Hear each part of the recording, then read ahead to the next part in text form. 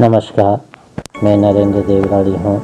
मैं आज आपके लिए अपने channel Narendra the story teller पर राहुल सांकृत्यायन द्वारा रचित पुस्तक चंद्र सिंह गढ़वाली के दूसरे अध्याय तरुणाई की उषा का पहला भाग प्रस्तुत कर रहा हूँ। 14 वर्ष की उम्र में पहुँच जाने पर माँ बाप लड़के को कुंवारा कैसे रख सकते थे। औरों की तरह उन्हें भी जल्दी नाती पोते देखने की इच्छा थी। चंद्र के लिए भी उम्र में अपने से 1 साल बड़ी कलूली पसंद की गई। इस उम्र में लड़कियां लड़कों से अधिक तगड़ी दिख पड़ती हैं। सांवली होने के कारण उसे यह नाम मिला था। डील डॉल में अपने से बड़ी देखकर भड़ पहले भयभीत होने लगा। सचमुच ही उसे देखकर उसका शरीर सूखने और पीला पड़ने लगा। पिता की दवा ने जब कोई काम नहीं किया तो वह दूसरे वैद्य के पास गए। उसने दूध पाक बनाकर खिलाने के लिए कहा। 20 रुपये खर्च हुए, तब जाकर चंद्र का शरीर संभला। इस समय की बहुत सी कटु स्मृतियाँ चंद्र को याद हैं, जिनमें कितनी ही उसी को नहीं बल्कि गढ़वाल कुमाऊं की जनता को भोगना पड़ता है।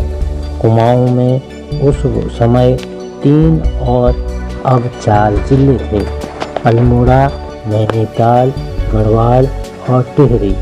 1814 ईस्वी तक पहले अपना और पीछे नेपाल का शासन इस भूभाग पर रहा।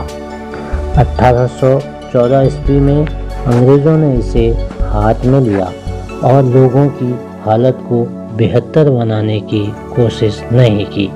पहाड़ में बद्रीनाथ, केदारनाथ के रास्तों को छोड़कर और जगह दुकानें भी कम थी और मंडियां तो 100 मील पर पड़ती थी। लोग 2-2, 3-3 हफ्ते की मंजिल मारकर वहाँ से नमक, गुड़ और दूसरी चीज़ें लाया करते थे। ऐसी यात्रा को गढ़वाल में ढाकर कहा जाता है। नदी नालों को पार करते छुरे की धार जैसी पगडंडियों से चलना पड़ता था, जिसके कारण कितने ही जाकर फिर नहीं लौटते थे। इसलिए लोग अपने बाल बच्चों से अलग होते आंसू बहाकर घर से निकलते थे और देवी देवताओं की मनौती मानते थे।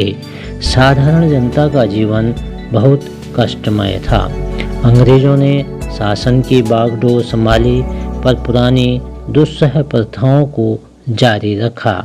राजाओं के समय के जमींदार, जागीरदार, थोकदार, नेगी, भंडारी, जोशी जिस तरह मनमानी करते थे, वह नए रूप में अब भी वर्तमान थी। सबसे बढ़कर 3 प्रथाएं गढ़वाली जनसाधारण के लिए अत्यंत दुस्सह थी। वारदास्त, कुली या उतार, दस्तूर। वारदास्त का या बर्दाश्त। जब कोई बड़ा राज कर्मचारी या उसका चपरासी भी किसी गांव में आता तो गांव के लोगों का यह कर्तव्य था कि उनकी को बर्दाश्त करे, अर्थात जीवनार के लिए दही, दूध, घी, नमक, मसाला, गुड़, लकड़ी, पानी, बर्तन ही नहीं बल्कि बकरे, शिकार, अंडे, मुर्गी उनके खाने के लिए तथा उनके घोड़ों के लिए घास दाना मुफ्त जमा करके दे। यही नहीं, डेरा डालने के लिए उन्हें घास फूस काट कर छप्पर तैयार करना पड़ता था। फिर उनके कपड़े धोना, जूते बर्तनों को साफ करना, सारी सेवाएं बिना किसी हिला हुज्जत या मजूरी के करनी पड़ती थी। कुली या उतार अपने यहाँ आए अफसरों और उनके आदमियों के बोझों को एक जगह से दूसरी जगह पहुँचा देना अर्थात बेगार को कुली या तार कहा जाता था। आदमी चाहे बड़ी जात का हो या छोटी जात का हो, यह अफसरों के झूठे बर्तन, मुर्गी, अंडे, यहाँ तक कि पाखाने के गमले को भी उठाकर ले चलने से इनकार नहीं कर सकता था। 12 से 14 मील पर दूसरा पड़ाव होता था, जहां पहुंचा जाना अनिवार्य कर्तव्य था। बाहरी अफसरों के ही नहीं बल्कि गांव के प्रधान, पट्टी के पटवारियों, जंगलात के फॉरेस्ट गार्डों, अफसरों के चपरासियों, अमीनों को एक जगह से दूसरी जगह भेजे जाने वाले कैदियों के भी असबाब को लेकर उन्हें 10 से 15 मील ही नहीं अल्मोड़ा, पौड़ी, नैनीताल तक जाना पड़ता था, चाहे इसके लिए उन्हें 1 महीना घर से बाहर रहना पड़े, लेकिन उसकी कोई मजूरी नहीं मिलती थी। खाने के लिए भी घर से ले जाना पड़ता था। दस्तूरी बहुत से कानून में अलिखित कर देने पड़ते थे, जिन्हें दस्तूरी कहा जाता था। वे कार्य थे: सोनिया, शेर, घी। श्रावण में प्रतिवर्ष शेर भर घी गांव के ठेकेदार या हिस्सेदार या जमींदार को देना पड़ता था। नमकशर, मांग शीर्ष में ढाकर से लौटकर ठेकेदार को नमक देना पड़ता था। बेट मास, बेटी की शादी पर 1 रुपया देना पड़ता था। देवी देवता की पूजा के लिए बकरा मारने पर 1 रान ठेकेदार को देनी पड़ती थी।